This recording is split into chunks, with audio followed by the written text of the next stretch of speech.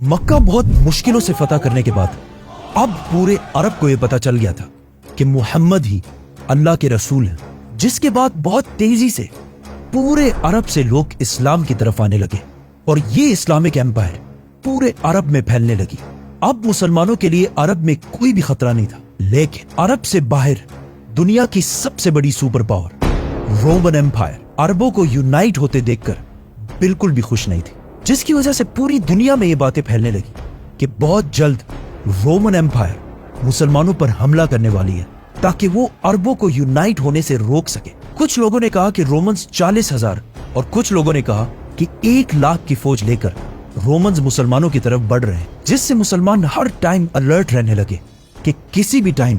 Romans हमला कर सकते हैं। तो आखिर आप सल्लल्लाहु अलैहि वसल्लम ने हिजरत के 9 साल बाद रोमन एम्पायर से जंग का ऐलान कर दिया और इनके खिलाफ मुसलमानों की एक फौज जमा करना शुरू कर दी। इससे पहले जब भी आप सल्लल्लाहु अलैहि वसल्लम किसी इलाके पर हमला करते तो वो जंग से पहले किसी को भी ये नहीं बताते कि वो किस पर हमला कर रहे हैं। अब हालात इतने खतरनाक हो चुके थे कि आप सल्लल्लाहु अलैहि वसल्लम ने पहले से ही पूरे अरब को ये बता दिया कि हम दुनिया की सबसे बड़ी सुपर पावर रोमन एम्पायर से लड़ने जा रहे हैं और सबका, हर मुसलमान का इस जंग में शरीक होना फर्ज है और जो मुसलमान भी इस जंग में शरीक नहीं होगा उसे मुनाफिक डिक्लेयर कर दिया जाएगा। रोमन एम्पायर इससे कुछ ही अरसा पहले पर्शियन एम्पायर को हराकर दुनिया की सबसे बड़ी सुपर पावर बन चुकी थी, जिसको चैलेंज करना इम्पॉसिबल हो गया था और सबका ये ख्याल था कि अरबी जो अभी कुछ ही अरसा पहले यूनाइट हुए हैं वो कभी भी रोमन एम्पायर से नहीं लड़ सकते। और मुनाफिकों ने भी मुसलमानों को रोमन एम्पायर की ताकत से डराना शुरू कर दिया, जिसकी वजह से रसूलुल्लाह सल्लल्लाहु अलैहि वसल्लम की रोमन एम्पायर से जंग के ऐलान के बाद अरब में 2 फ्रैक्शंस बने। एक जो अपना सब कुछ कुर्बान करके बगैर किसी खौफ के मदीना की तरफ जंग में शामिल होने के लिए रवाना हुए और दूसरे वो जो इस इतने खतरनाक जंग से बचने के लिए बहाने बनाने लगे। आहिस्ता आहिस्ता पूरे अरब से लोगों ने इस फौज को ज्वाइन करना शुरू किया और आखिर इस फौज का नंबर 30,000 तक पहुंच गया और ये फौज अरब की सबसे बड़ी फौज बन गई। लेकिन इतने बड़े फौज को मैनेज करना भी कोई आसान काम नहीं था, क्योंकि ये जंग मुसलमानों को साल के सबसे गर्म टाइम में करनी थी और वो भी अरब की गर्मी, जिस वक्त पूरे अरब में कहत फैल चुका था, जिसकी वजह से रसूलुल्लाह सल्लल्लाहु अलैहि वसल्लम ने सारे मुसलमानों से इस फौज के लिए फंड्स इकट्ठा करने की रिक्वेस्ट की, जिसके बाद हर मुसलमान अपनी ताकत के मुताबिक इस फौज के लिए फंड्स इकट्ठा करने लगा। रसूलुल्लाह सल्लल्लाहु अलैहि वसल्लम अब तक हर जंग के बाद जो भी माले गनीमत हासिल करते थे उसे बहुत जेनरसली पूरे मुसलमानों में तकसीम कर देते थे। तो अब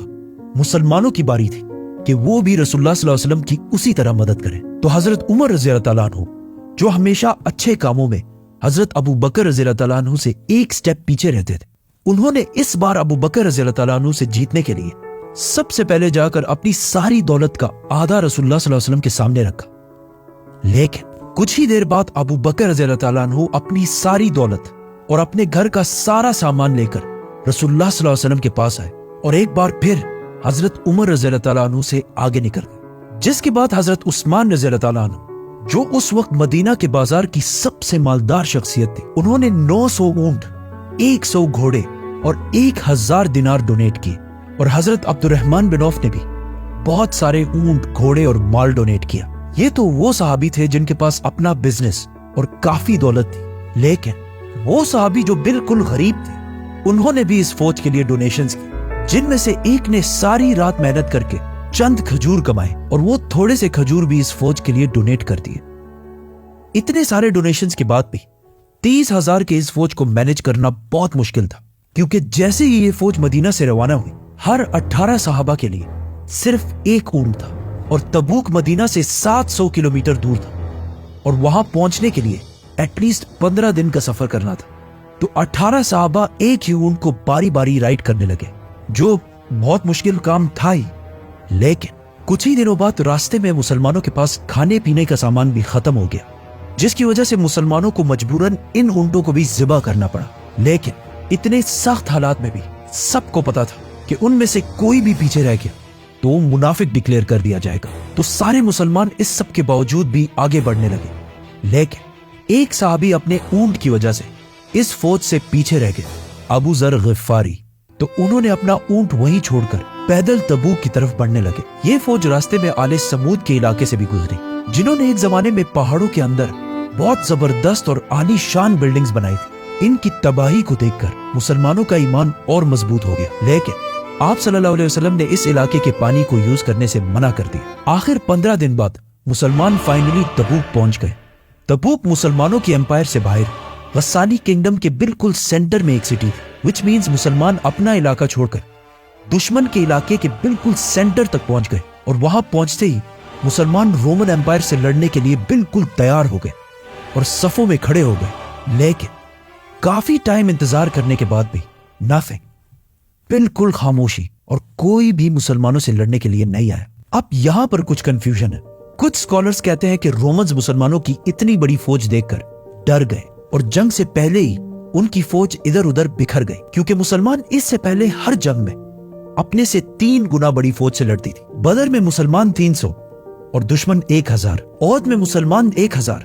और दुश्मन 3000, और खंदक में मुसलमान 3000 और दुश्मन 10,000। और कुछ लोग ऐसे भी हैं जो कहते हैं कि कभी किसी फौज ने मुसलमानों पर हमला किया ही नहीं था, ये बस अफवाहें थी। जो भी था, इस वाक़े के बाद पूरे अरब में ये बात फैल गई कि मुसलमान फौज लेकर रोमन एम्पायर के बॉर्डर तक गई और उन्हें जंग की दावत भी दी। लेकिन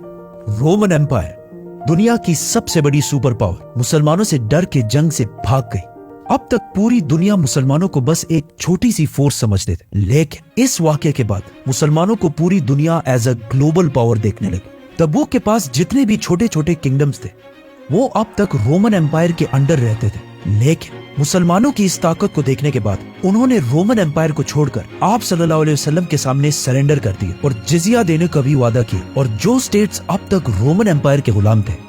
अब वो मुसलमानों के वेसल स्टेट्स बन गए। और अब पहली दफा मुसलमानों की इस सल्तनत के बॉर्डर्स डायरेक्ट 2 बड़े सुपर पावर्स रोमन और पर्शियन एम्पायर से टकरा गई और पूरी दुनिया मुसलमानों को एक सुपर पावर की तरह देखने लगी। इन छोटे किंगडम्स के सरेंडर करने की वजह से मुसलमानों को बहुत सारे घोड़े, ऊंट और सोना मिला। और आखिर 20 दिन तबूक में स्टे करने के बाद आप सल्लल्लाहु अलैहि वसल्लम और ये 30,000 का लश्कर वापस मदीना पहुंचे, जहां इनको बहुत जबरदस्त तरीके से वेलकम किया गया, क्योंकि जो फायदा मुसलमानों को रोमन से जंग के बाद हासिल होना था वो बगैर किसी जंग के मुसलमानों को मिल गया। और मुसलमानों के दरमियान जो ट्रेटर्स, मुनाफिकीन थे, वो भी सारे मुसलमानों के सामने आ गए। मदीना पहुंचने के बाद बाकी सारे अरब कबीले भी इस्लाम कबूल करके इस एम्पायर में शामिल हो गए और पूरा अरब बुत परस्ती, आइडोलेट्री को छोड़कर एक ही अल्लाह की तरफ आने लगा। लेकिन उसके साथ ही रसूलुल्लाह सल्लल्लाहु अलैहि वसल्लम का इस दुनिया में मिशन कंप्लीट हो गया, क्योंकि ये जंग तबूक रसूलुल्लाह सल्लल्लाहु अलैहि वसल्लम की जिंदगी की आखिरी जंग, क्योंकि इसके कुछ ही साल बाद आप सल्लल्लाहु अलैहि वसल्लम की जिंदगी का आखिरी दिन है।